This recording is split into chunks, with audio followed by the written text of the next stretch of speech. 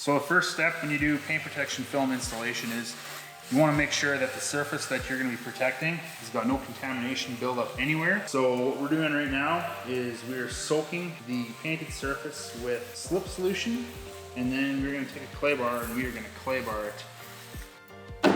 So just take the clay, run it back and forth along the paint. You should be able to hear it picking contamination up off of the paint. Never go in a circular motion.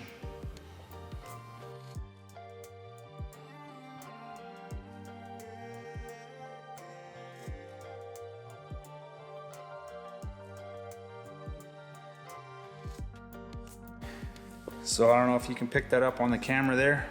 There's some contamination that we picked up. That's the stuff that you want to pick up off the surface of the vehicle before any kind of paint protection film is going to be applied. So if we were to put paint protection film over top of the surface with this contamination on there, it would show up underneath the film. It would look like a dust speck or something like that underneath the film. So always make sure, first step, get a clay bar the surface.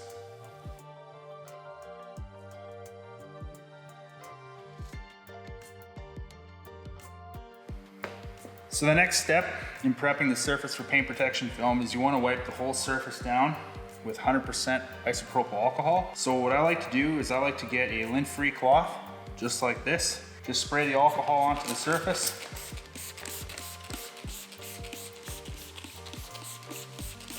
Spray some onto the cloth.